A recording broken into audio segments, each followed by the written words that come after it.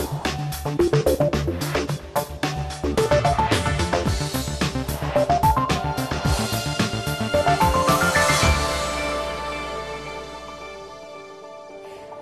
and welcome to the programme. I'm Nima Abouardi and we're at Dubai's International Financial Centre.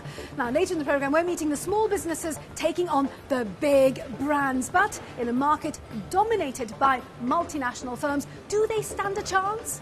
Also coming up this week, trophy asset or long-term investment. We're looking at the region's love affair with big name spending sprees. A tale of two airlines. Profits rise at Emirates, but Etihad fails to break even again. And making the cut, we meet the man who's been dressing the UAE's royal family for 65 years. But first, Gulf Funds has spent years acquiring high-profile brand names from around the world, Aston Martin and Manchester City Football Club, to name just a few. But why this interest in so-called trophy assets? They might grab the headlines, but are they truly good long-term investments? Philip Hampshire has been finding out. The corner shop with the world's most famous sail has now been sold itself.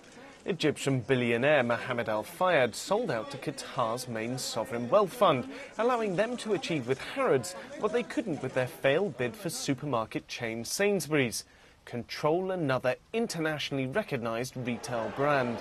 From the UK's Madame Tussauds and Legoland theme park to Barclays Bank, many stakes in well-known names are owned by Middle Eastern sovereign wealth funds.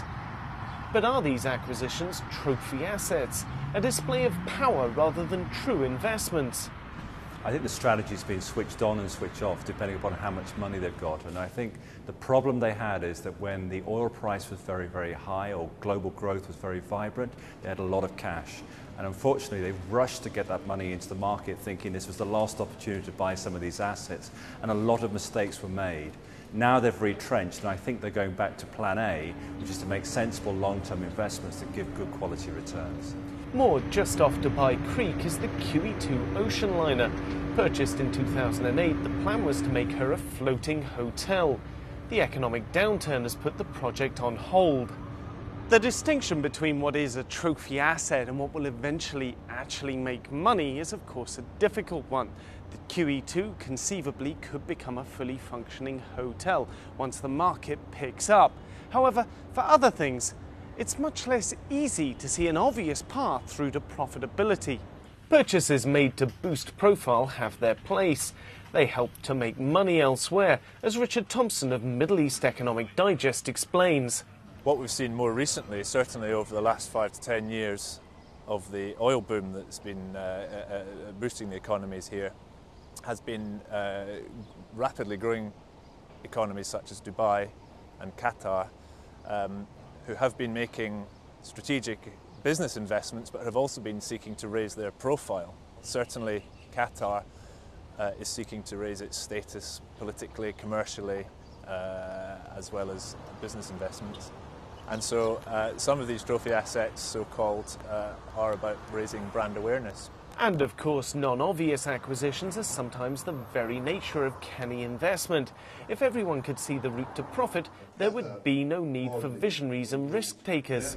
All of this is not to say the Middle East is without domestic high-worth assets. Anyone taking a walk around the Dubai Creek admiring the QE2 need only look up to see they don't need to go overseas to buy their trophies. They've plenty of homegrown ones to show off with pride to the rest of the world. Philip Hampshire reporting there. Now, it's been a tough year for the region's travel industry, and airlines here have felt it more than most. But not Emirates. Its profits are up by more than 400%. How did they do it? A question I put to Tim Clark, the airline's president. Contrary to what happened to a lot of the other airlines in the world, we did not shrink our fleet. We did not cut our network. We grew the network, took the costs out. Surprisingly, the flows were still there. Everybody thought that everybody was going to stay at home during this recession. They didn't. They continued to move, and they continued to travel a little bit more. Our prices were adjusted in the early part of the year downwards. Then we took a view that we would increase our prices because we really couldn't continue the way we were. As we grew our prices, paradoxically, the seat factor grew, didn't go south. So the elasticities of demand for our particular operations, bearing in mind our network connectivity, was very, very strong, very positive. How was Emirates affected by the volcanic ash? Well, it shut us down for 6 days in Europe. We had 30 aircraft on the ground. I don't know, lost about $50 million worth of income. But, you know, in the history of Emirates, we've had all sorts of problems, whether it be volcanoes in the Philippines, wars, insurrections, 9/11. You know, if you're in this business and you're trading internationally, it goes with the territory. If it's so marginal, your operation, that kind of things brings you to your knees, then you perhaps should be looking at something else. What risk are you willing to take on from now on? What are your plans for the future? We will grow our network. We will grow it significantly over the next few years. His Highness alluded to more aircraft in the frame to be ordered. We will do that. We will continue to grow our hub here. As you can see, it's under construction. We will continue to see if we can take Dubai Airport up to about 90 million passengers a year.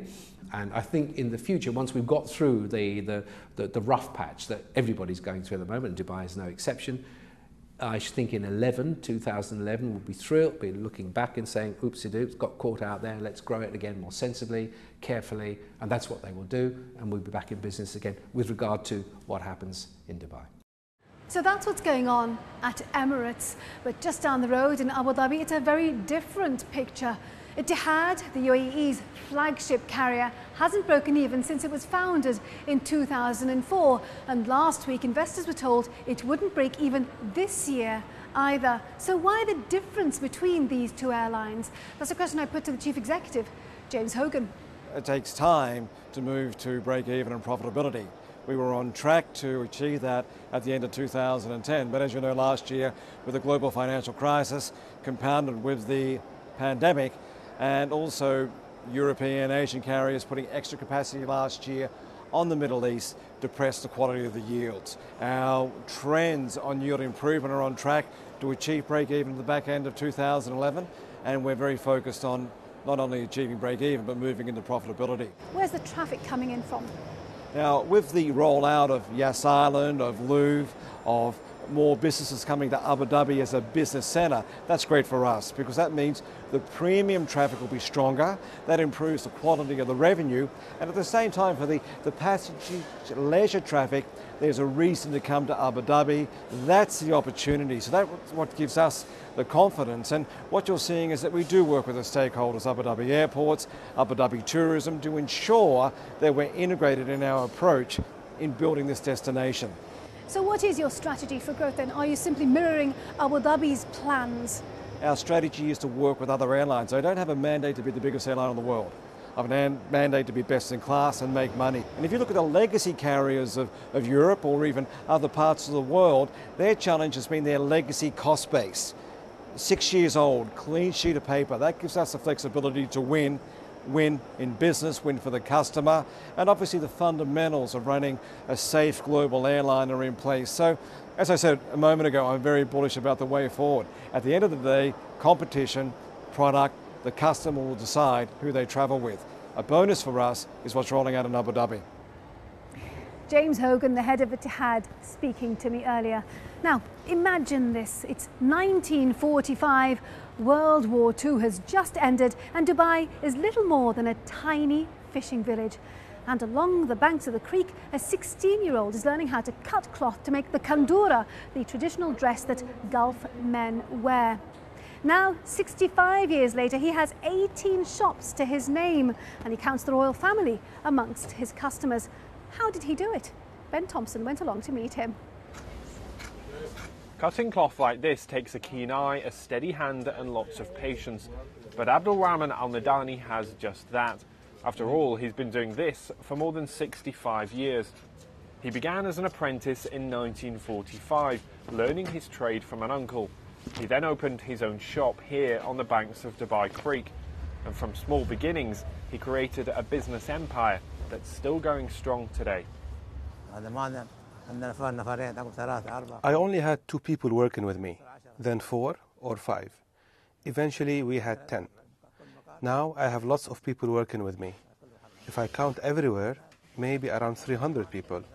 Some of them are old staff, some of them are new. And from the doorstep of his first shop, he watched history in the making. From sleepy fishing village to shiny metropolis, Mr. Al-Madani witnessed Dubai's rapid transformation. Change, he says, that's for the better. Before, there was nothing in Dubai. Now, thank God, there is everything. Before, there was no water, no electricity. We used to get water every day on a donkey. 4 buckets were 1.5 rupees. Now, you can get water at your house. In the old days, there was nothing. And it's here at the heart of Dubai's bustling old town that Abdul Rahman found his first customers. The thriving local economy brought businessmen and traders from around the world. There were no cars, only small dhows and abras crossing the water of the creek. And amongst them were some royal visitors too. Sheikh Rashid, the ruler of Dubai for 32 years, became a regular customer. He used to come off the Abra and pass by my shop on his way. After work, he did walk past again to get the Abra. We got to know each other. We became friends, we liked each other. I used to make him 1 kandura, then people started to have more money. So we used to make more. 4, 5 or even 10. The price changed too. Before it was cheap, 2 rupees. Now, thank God, it's much more money. And he's passed that business spirit on to his son, Mohammed. He now runs the family firm that bears their name.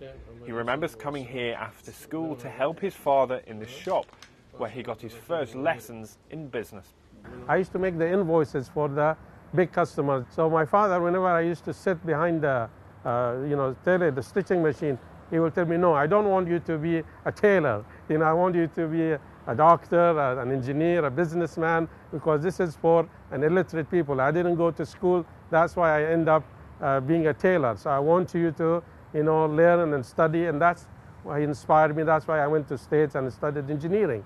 I was very grateful to him that he paved the road for us to develop the family business. And so at the age of 80, he's showing no signs of slowing down. Dubai's rapid transformation might have eroded much of this city's history, but much like the Abras that still cross the creek, the story of Mr. Al-Madani is one link to the past.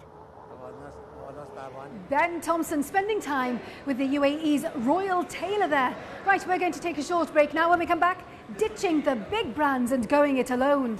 Why, these entrepreneurs are setting up their own firms in a market dominated by international chains.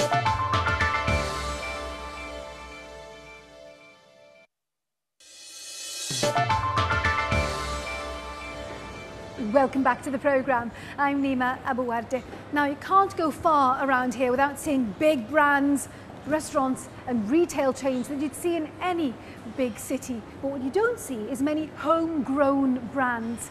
Why is that? And is it changing? Katie Watson's been finding out. You would at least do a general description of the market, saying who are your... Getting advice from the experts. This course is teaching these women living in the UAE how to set up their own business. Demographic profile. In a country that's already got some of the world's biggest shopping centres and thousands of international brands, taking on the big boys is a challenge. The key to success is to find something unique. They've got to have a need analysis done. They have to find out where their product fits in and how they can differentiate themselves. Otherwise, they'll just get lost in the whole milieu of big brands that are there. And people here are very brand conscious. And that's clear here. Just 1 in 5 people who graduate from this course eventually sets up a business. It's an uphill battle the students are only too aware of. For me, the biggest challenge is the location, because you have to be in an area which is very easily accessible to people who want to come. Time, traffic sort of deters a lot of clients. So prime areas are very, very expensive. And so you need to work that into your cost. The hardest thing ever, I guess, losing my passion, but I don't think that I will, and finances. Because I want to do it on my own. I don't want to rely on a bank or a family member or whatever. I want to do it because I want to do it from A to Z. But having the idea is just the first step. Moving from the classroom to the real world is the hard part. The governments in the Emirates are trying to help. Take this place, for example, Dubai's Entrepreneurship Business Village. Now, it may not be a village perhaps, but it is a business centre which tries to help small companies get off the ground. And it's one of few options. Banks are still reluctant to lend money, and there isn't yet the culture of private investors willing to invest in startups either. Government initiatives are attempting to plug these funding gaps. It may be heavy involvement by the state, but some experts say that helps entrepreneurship. There are very, very few big businesses here that aren't one way or another driven by the UAE government vision. That does, however, create room for lots and lots of different pilot fish, to swim around the whale, as it were. So there's quite a bit of entrepreneurial opportunity for here that want to build a service business or a retail business or a business that supplies one of the majors. It's if you want to do something other than that I think it's hard to get those first two steps up the ladder. And the region doesn't lack large, locally grown businesses. Al Futtaim is one of the biggest companies in the region, operating brand names including IKEA and Honda. But big businesses aren't always the best role models. The problem in the UAE is that the role models you have access to typically are role models of people who were very successful entrepreneurs with large firms. And it's interesting to hear how they perhaps started off small back in the 1970s or the 1980s.